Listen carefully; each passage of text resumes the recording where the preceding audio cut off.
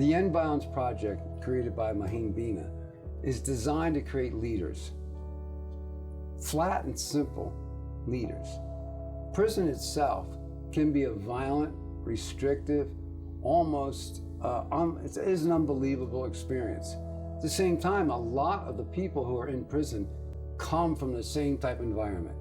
Some of our urban systems, some of our places that suffer from poverty, that suffer from lack of health care, also help to produce crime.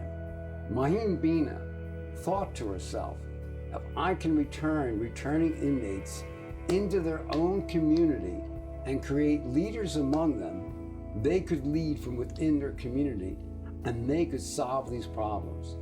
That's why Maheen wanted to do it, and that's why I do it to this day. It takes rigor, it takes discipline to be in our class. And at times people get confronted. They get confronted by the projects, they get confronted by who they found themselves to be. You know, this is a process of discovery, and people volunteer for it, and they go in there and they discover things about themselves they didn't know. They find things about themselves and about their families and their interactions that really get them sometimes, and it takes them a step back. But we have people that repeat our class, people that come in for 5, 6, 7, 8 years to the class, because it's like layer of layer of layer of transformation and leadership is possible. This class benefits the people outside the walls as well as it does benefit the people inside the walls. One of the things that you find is the relationship between the correction officers and the inmates improves. This is a place about rehabilitation. A word I like to use even more than rehabilitation is restoration, to be able to restore the humanity to human beings. I've gotten great benefits out of this program, and I can tell you one personal, really personal thing. About 2 years ago, in December of 2013, I came down with a idiopathic pulmonary fibrosis. I'm usually on oxygen, and back then I had to be in the hospital for a total of 3 months. I was in intensive care for over 2 weeks. All during that time, I received letter after letter after letter forwarded to me from inmates who had participated in the program, offering me love, prayers, encouragement.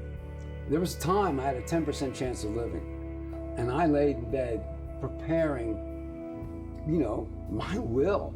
And I thought about these guys and how much I missed them and how much they meant to me.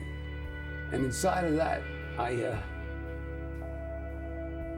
found a way to live.